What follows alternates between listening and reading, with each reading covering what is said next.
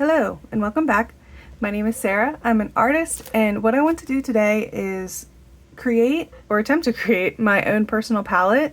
That's what I've been trying to do here, and I feel like I'm really close. So I'm really excited to kind of finalize my palette. Where it started was this turnip. I love all of these colors. This has a red oxide unifying color or mother color. I love the purples. I love all the dynamic greens and how it has some blues in here too. And then from there, I kind of just wanted to use the red oxide unifier in a bit of a different way. So I did more of a landscape here. This is my backyard. Kind of get more of those light blues in there to see how I want those to work. And I really liked this as well. So from there, I created this, which was my first attempt kind of at my personal palette. I really don't think I got it there. There's a lot of things missing. I did do this abstract color study. That was basically just like the turnip deconstructed, you can see. But yeah, that was just trying to see if I had all the colors, which I don't think I do yet, but I feel like I'm really close. So today I'm kind of going to be compiling everything I like from all of this and really finalizing those colors that I want to use throughout all my pieces. The kind of point to this is I want my art to kind of be unified in some way, and color is really important to me. I really like color. So that felt like the easiest and the way that made the most sense for me. I'm also thinking about kind of transitioning into canvases, maybe doing a series, maybe submitting that series to a gallery. I don't know. But I feel like step one is getting this palette together and kind of deciding which colors I want to use in my pieces. So yeah, should be fun. Let's get into it. I was playing a little bit with trying to come up with a color palette, but I feel like we still have like a light pink and a lot of blue missing. I feel like I liked the blue better when it was, or I liked the green better when it was more blue. I definitely like the prism violet better. I'll probably leave out the dioxide purple because I'm also introducing a Payne's gray, and I feel like that will get this to this if I should ever need it. You can see here that a lot of the darker greens really leans into blue. So I feel like I need to introduce that a little bit more. Instead of, with this, instead of using the straight up Hooker's green, maybe I could use light blue and Hooker's green, which actually would make a lot of sense too, because in here, this painting that I did, if I wanted to do the landscapes, I would need the light blue. I don't think that I actually used a light blue here. I used, I think it was ultramarine blue, and then I mixed it with white. So maybe just some straight up ultramarine blue, and then we can mix white as needed. We also have the option, instead of using the Hooker's green and ultramarine blue, having to mix it, we could use like a, I'm not going to say this right, but polycyanide green, or like a phthalo green that already has blue in it. Maybe not though, because I think I would want the option of having it more warm. I don't know, I'm torn with the red oxide and the burnt sienna though. Maybe, hold on, let's test that first before we move any further. Okay, so those are our mother options. This is the light pink and light blue. We could just have white and ultramarine blue. I'm torn though, because we can keep the light blue, because I'm definitely going to be adding in the Payne's gray. We have our primary yellow, lots of white obviously. And then for green, I guess we'll stick with the Hooker's green, because I do like this. I like this color here, and it deepens it with the mother. It's pastel, but maybe I like that, because it really would be the difference between, like, this is the Hooker's green by itself. This is it with the light blue, and it softens it, and I think that's why I liked this so much. So yeah, so we're gonna keep the light blue, I've decided. So those two. I think I'm definitely going to need some more Hooker's green. This is like empty. Oh, and the purple, duh. It's very odd too, because I want this to be a very warm palette, but I also want to do like landscapes and stuff with it. So yeah, and this right here was heavily inspired by this, which is kind of backwards, because usually I do the abstract color study and then the illustration, but the abstract color study came from the illustration this time. What was I saying? Oh yeah, so I think it's going to be a little bit tricky, because I want it to be a very warm palette, but I also want to have a lot of blues and greens, because I want to do landscapes and natural stuff. But I feel like, at least in these two illustrations here, it kind of demonstrated to me that it can work in the way that I want it to. Maybe less so in here, but again, this is using a different green. This is using the green that I mixed up with the hooker's green and the light blue. So these are kind of like very dynamic greens. I think I like that better. The blues kind of almost lean a little bit purple, which I like. It kind of softens it, and it kind of ties in the purple here. Yeah, so I'm gonna try to capture everything that I like from here, from this, and what I feel like I'm missing in this color study, because this is my first attempt, but it's definitely missing stuff, so I'm gonna try again. This is unrelated, just don't pay attention to that, but I want to see, kind of want to just play with this burnt sienna and this red oxide to see if there's enough of a difference. I think there is. I feel like I can already tell I like the red oxide better, and I mean, I guess shocker, that's why I was using it. This is the burnt sienna. This is the red oxide. I don't know. It seems to be more opaque, which functionally would be nice. Goodness, I just kind of halfway feel silly for doing this too, because like they're almost the same. Like it's like comparing oranges to oranges. I can definitely see it. The burnt sienna is definitely cooler, but I also I'm gonna do just like the quickest mixing study ever with a little white and Payne's gray. See the undertones if we can, and how they shadow. I feel like that's one of the biggest things. There's a very nice pink that actually would probably eliminate the light pink from like the colors that I would be, I guess, preemptively buying. No, I don't want it mixing in here. Save that for like the whitest white. I feel like you can definitely tell the difference, especially when there's the white involved. This is more of like an orange. It has more orange undertones. This has more like red undertones. And that is like so very obvious when you put the white in there. And just for the lulz, I guess we'll still do the shadow. I feel like this gets very dark very quick because it's already kind of like a darker color. It's very interesting though, because I would have thought that this one would have came out more red. Maybe that's just my lack of color knowledge. I like it. I like it. So I think the red oxide is kind of like a resounding winner for me anyway. Like I definitely like the redder undertones. I like the way that it mixes with the blue. I do like the burnt sienna, and I think locally you would say that that looks more like a tree color, like the browns that you would want. But I feel like for the warmer, kind of calmer tone that I'm going for, like warmer in the sense of like a warmer feeling and like a warmer color, I guess that's the same thing, I don't know. This definitely is more of what I had in mind with the red oxide, not the sienna. But I think that satisfied my curiosity. We're gonna put the burnt sienna away, and I'm gonna keep using my red oxide. All right, so now we're going to go ahead and build the palette. I'm going to start with the mother color here. The first thing I want to do is mix it with white and just see the pinks that we can get out of just the mother color. And then after this, I feel like the second most important color is green. So I'm going to mix up the hooker's green and the light blue. That's going to be the base for all of our greens. Get a little bit of that mother color in there, and that's going to be just like our base green. And then again, just mixing it with white to see how light we can get it with just the white. And then I also wanted to mix it with yellow so that we could get some more dynamic highlights. And I mixed each level of that white with yellow. But I also wanted to do shadow colors with the ultramarine blue.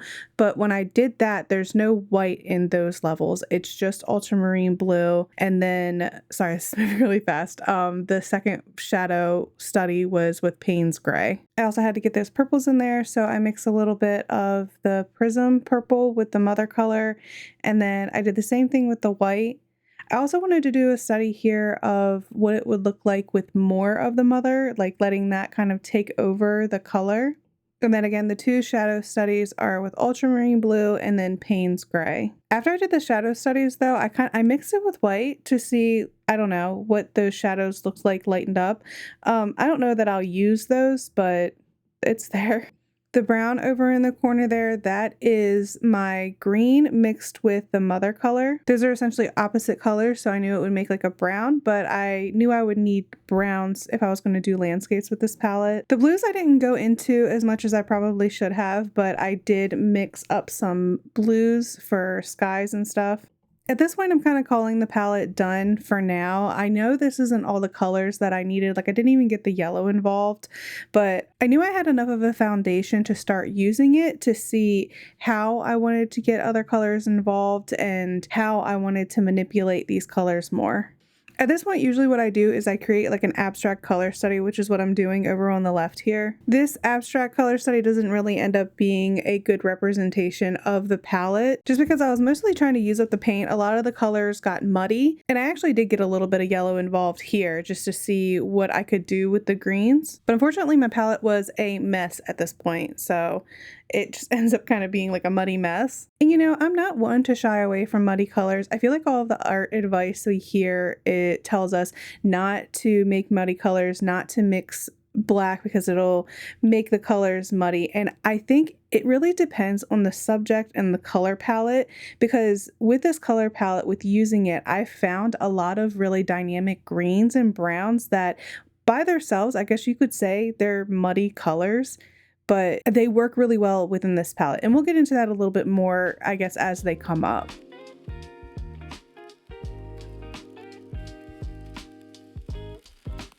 So the first thing that I'm going to paint with this color palette is going to be this beautiful tree here. I started by laying down a watered down version of just the mother color, and then I went in with my sky color. In the reference photo, you can see it's almost kind of like white. I knew I definitely wanted to have some of the blue in there, even if it was just a little bit. And it was very interesting because when I mixed the blue with the mother color and a lot of white, so it was really bright, it kind of turned this beautiful blue-gray color that I really liked. Getting started with the trunk here, I knew with the colors within this palette that the tree itself could go like one of three ways. I could do like the gray color, kind of like the sky. I could go more of like a warm tone, which it does have some warm tones in like the highlights, or I could go more of a green and make it all kind of like a green wash. As I'm kind of carving out the shape here, I went for green. I think I was trying to get more of that mother color in there, so it would be more of like a musty, rusty, like a rusty, sorry, I cracked myself up apparently. What I was trying to say is like a rusty gray. I knew I didn't really like this green when I put it down, but at this point I'm just using it to try to carve out the shape and find like the shadows and highlights. I'm also using that sky color to kind of like take back some of the shape, and it was a very abnormal, very organic shape, and I was having trouble really trying to find how I wanted it to be on the paper, because the good thing about like organics and stuff like this is it doesn't have to be exactly as the reference. It's actually preferable that it's not an exact copy, but you need to understand how the objects within your image interact with each other, and then you can replicate it and manipulate it. But I was still trying to get the understanding of how these curves went into each other and where the shadows went and how all of these branches and leaves interacted with each other. And as I was studying and learning like where the highlights go, where the shadows go, that's when I kind of let more of the color come in. As you can see here, I'm starting to introduce more of like that brown, like a traditional tree color. When this all comes together, like I introduced like all of the colors, because the tree in the reference photo itself is like a gray, and I did want some grays in here, but I wanted to get those warm rusty colors in there too, because it is in the reference photo. Like it does have some of those like warm colors, but I wanted that in there. I wanted a lot of deep shadows, and within the shadows I wanted them to have like some blues or maybe Payne's gray. Here I'm trying to like introduce some yellow. I didn't really like that. I kind of just went over that with a warm highlight. But I guess what I'm trying to say is I wasn't really concerned with the painting being completely photo accurate. The idea for this painting was more of just playing with the colors and seeing how I can get them to work within different types of paintings, like landscapes and things with organic stuff. It's kind of funny too because this palette was kind of built off of illustration of flowers and fruit, and I, because of that, didn't really mix up a lot of blues and things that you would need for a landscape. Like I'm kind of also having to come up with these blues and grays as I'm painting, which I mean is what I normally do, but I did the whole like palette and color study beforehand so that I wouldn't have to do that.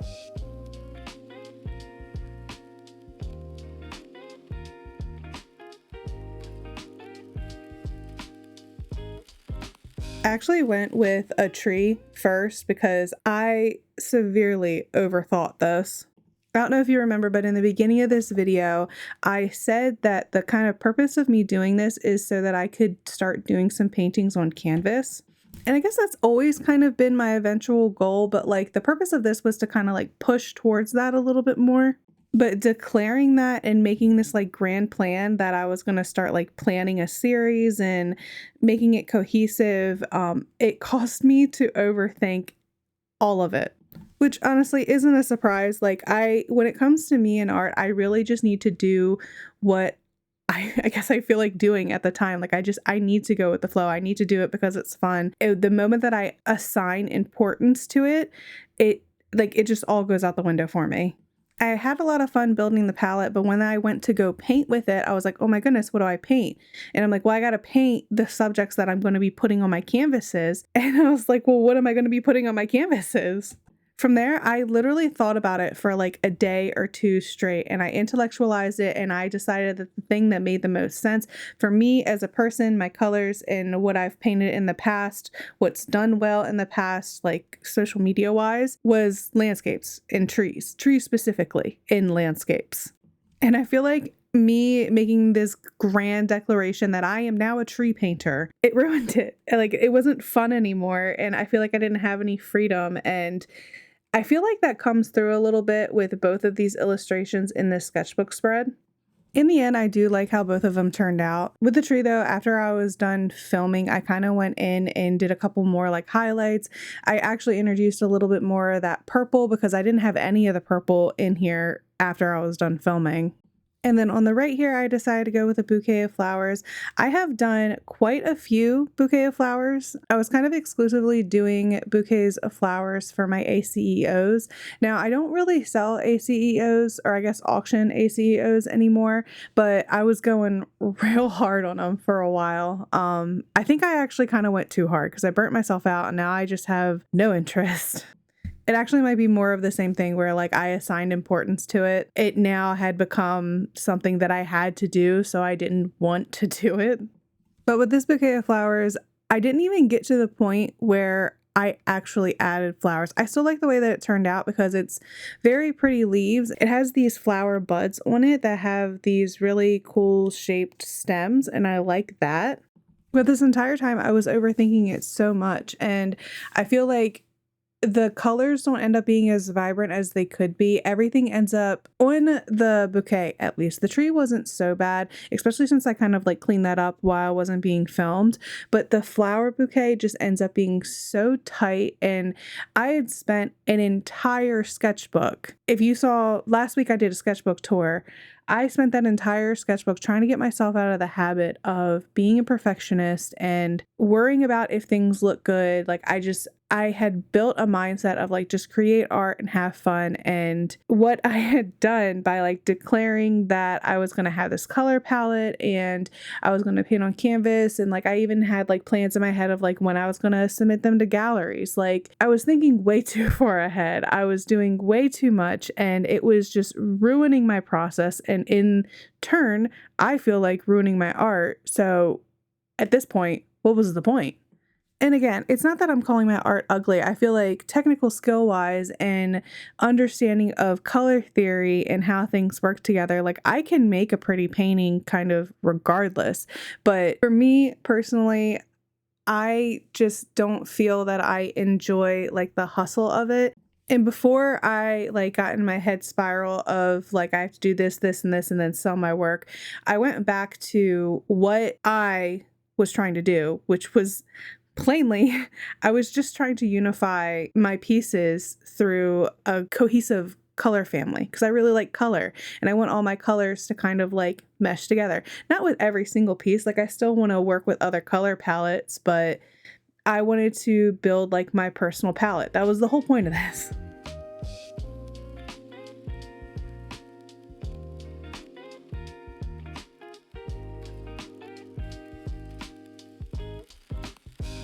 One thing that I noticed that's very interesting about how I use these colors is, especially within the bouquet, I use the red oxide as a mother color, but I don't actually use the plain red oxide. So it's not a part of the palette in this page.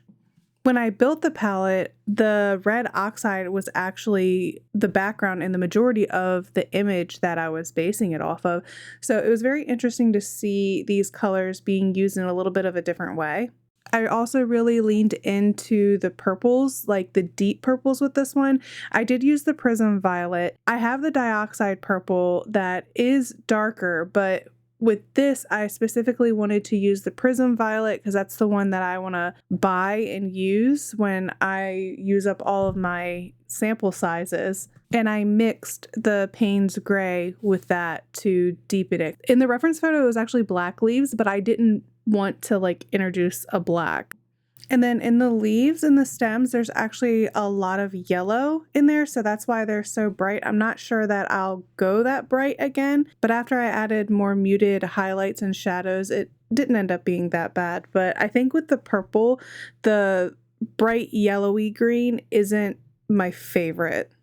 So I guess it's kind of like a happy accident that I didn't really use the colors as I was originally intending, but it really did kind of like open up my mind to the idea that I could create this personal palette and I could definitely use it in the way that it was used in the reference photo or my original photo that I built it from, but I could also manipulate it to where it's still kind of the same palette, it's still the same color family, but I can use it in these different ways. And I'm going to explain that a little bit better using examples. I did continue to use this color palette off camera and I made a couple more paintings with it and I want to show you.